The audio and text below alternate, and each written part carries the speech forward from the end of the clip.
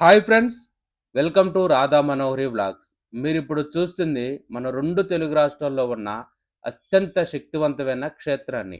ఈ క్షేత్రం వచ్చేసి కోదాడికి దగ్గరలో ఉన్న గుడిబండ అనే గ్రామంలో ఉంటుంది. ఇక్కడ భగవంతుడు జానయ్య స్వామిగా జన్మించి మనందరికి కోసం కాలజ్ఞానాన్ని అందించడం జరిగింది. ఈ క్షేత్రాన్ని భగవాన్ సాధనా పీఠంగా భక్తులు పిలుచుకోవటం జరుగుతుంది. భగవాన్ జానయ్య స్వామి దైవ భాషలో రాసిన కాలజ్ఞానాన్ని ఇప్పటి వరకు ఎవ్వరూ చదవలేకపోయారు. యోగబలుడు మాత్రమే ఆ కాలజ్ఞానాన్ని చదవగలడు. అందులో ఉన్న రహస్యాలను ప్రపంచానికి తెలియజేయగలడు. జనవరి 9వ తారీఖున యోగబలుడి యొక్క జన్మదిన వేడుకలు ఈ దేవాలయంలో అంగరంగ వైభవంగా నిర్వహించడం జరుగుతుంది. అందుకోసమే మీరు ఇప్పుడు చూస్తున్న ఈ భక్తులందరూ కూడా ఇక్కడ స్వామివారి ఆశీస్సులు పొందటానికి రావటం జరిగింది. భగవాన్ జ్ఞానందే నామ అనే మంత్రాన్ని స్మరిస్తూ ఈ దేవాలయంలో ఎవరైతే ధ్యానం చేస్తారో వాళ్ళకి దివ్య అనుభవాలు కలుగుతూ ఉంటాయి. జానయ్య స్వామివారు చూపించిన మహిమలు, వారు ప్రదర్శించిన లీలలు గురించి ఆయన భక్తుల్ని అడిగి మనం తెలుసుకుందాం.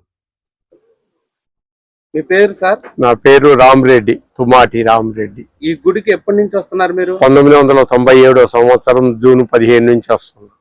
అంతకుముందు ఏ దేవుణ్ణి నమ్మేటోళ్ళు ఈ గుడికి రావడానికి గల కారణం ఏంటి? అంతకుముందు వెంకటేశ్వర స్వామిని నమ్మేవాడిని. ఈ గుడికి ఎందుకు వచ్చారు అసలు? ఈ గుడి దారిలో మేము స్కూల్కి వెళ్తుంటే ఇక్కడ చిన్న గుడి కనపడి భక్తులు రాకపోకలు కనపడుతుంటే వచ్చాం. వచ్చితే స్వామిలో అనన్యమైన శక్తి ఉంది. అప్పుడు జాను స్వామి అని ఉండే ఆయన గొప్ప భగవాన్ సాధన భాషలో గ్రంథాలు రాశాడు. అయితే ఆ గ్రంథాలన్నీ మళ్ళీ తెలుగులోకి తర్జుమా చేశాం మేమే, ఆయన నోటితో చెబుతుంటే. ఇప్పుడు ఆ గ్రంథాలు కూడా ఒక 5-6 గ్రంథాలు రాసిన గ్రంథాలు మంచి ఉన్నాయి. అయితే ఆ స్వామి ఇక్కడికి వచ్చిన తర్వాత మనం ఏమనుకుంటే అది నెరవేరుతుంది. సంతానం లేని వాళ్ళకి సంతానం కలిగింది. ఇక్కడికి వచ్చిన వాళ్ళకి ఉద్యోగం కావాలని వచ్చిన వాడికి ఉద్యోగం వచ్చింది. ఇక్కడ ఈ భక్తుల కోరికల్ని స్వామి తీర్చే అంటంలో ఎలాంటి సందేహం లేదు. అయితే మీరు ఈ గుడికి వచ్చిన తర్వాత చూసిన అద్భుతం అంటే ఒక మిరాకిల్, దేవుడు మీ జీవితంలో చేసిన ఒక మిరాకిల్ ఏంటి? మేము ఇక్కడికి వచ్చిన తర్వాత ఈ గుడిలో పైనుంచి మెరుపు తీగ లాంటి ఒక శక్తి మాకు కనపడింది. అవి మెరుపు తీగ అంటే ఆకాశం నుంచి వచ్చేది. మెరుపు తీగలాగా ఒక శక్తి వచ్చేది. ఓకే, ఎన్ని రోజులు చూసారు మీరు ఆ శక్తి? అట్లా మేము ఒక 6 నెలలు చూసినాము. ప్రతిరోజు రావు, శుక్రవారం సోమవారం వచ్చేది. ఆ మెరుపు తీగ వచ్చినప్పుడు ఎలాంటి శబ్దాలు ఏమైనా వచ్చాయా? శబ్దాలు ఏమి రావలేదు, కానీ దైవశక్తి తోడయ్యేది. వాటి వల్ల దైవ బలం చేకూరేది వచ్చిన వాళ్ళకి, అది చూసిన వాళ్ళకి. వెలుగు వచ్చేది, జ్యోతి రూపంలో వచ్చేది. అయితే ఈ గుడిలో రాత్రి వేళల్లో జ్యోతులు కనపడతాయి అంట, నిజమైన దివ్య జ్యోతులు కనపడినాయి. ఒక 15 సంవత్సరాలుగా పూర్వం జ్యోతులు కనపడ్డాయి. సందకాడు వస్తే అక్కడక్కడ మిరుగుడు పురుగులు మెరిసినట్టు జ్యోతులు వచ్చినాయి. ఆ జ్యోతులకి చూడటానికి వేల సంఖ్యలో జనం వచ్చారు. భగవాన్ జానయ్య స్వామి వారు మీ జీవితంలో చేసిన మ్యాజిక్, ఆయన దేవుడు అని మీరు ఎలా గుర్తించారు?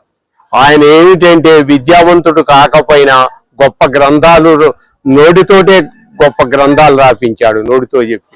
ఆ గ్రంథాలు చూస్తే ఆయన శక్తి ఏమిటో ఇప్పటికైనా మీకు తెలుస్తుంది.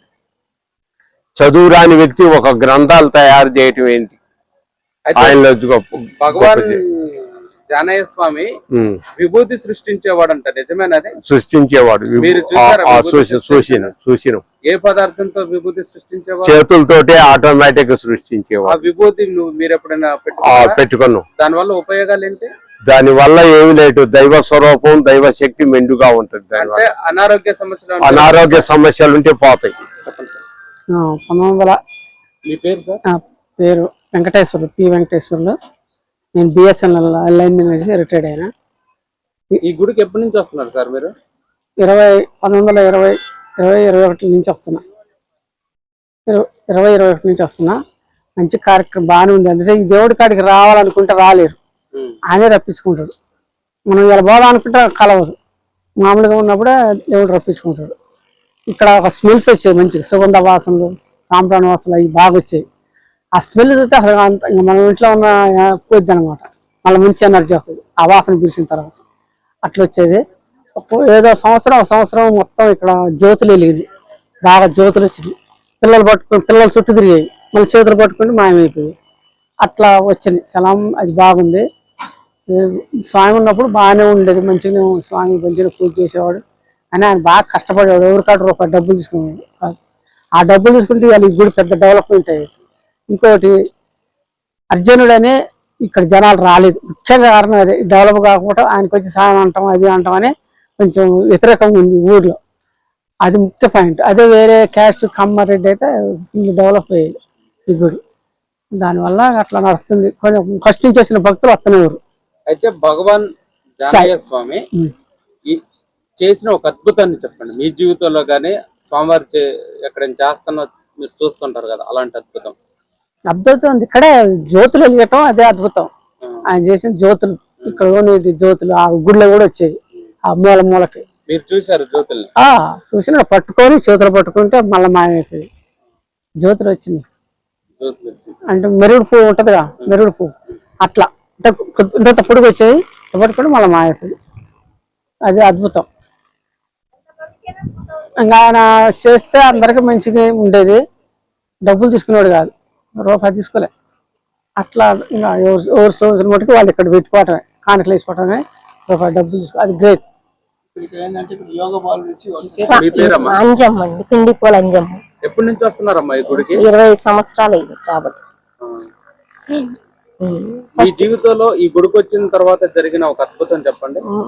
ఫస్ట్ లో మాకేం తెలియదు, మా బాబు వచ్చిండు. ఫస్ట్ లో వస్తామా ఒకసారి నాన్నమ్మ వెళ్ళరాదు, అక్కడ గుడి ఉంది మంచిగా అనిపించింది, చాలా మంచి మంచి వాసనలు వస్తున్నాయి, వెళ్ళండామా అన్నాడు.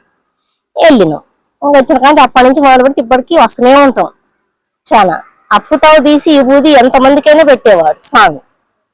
చాలా మా ఆడపడుచుకి అసలు పిల్లలు లేరు.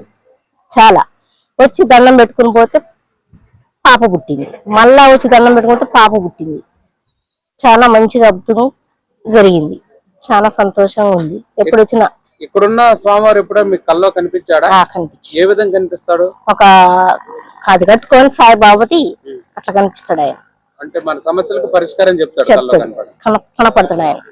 మనం వచ్చినా కూడా అది పరిష్కారం అయిపోద్ది, అనుకున్నది అవుతుంది.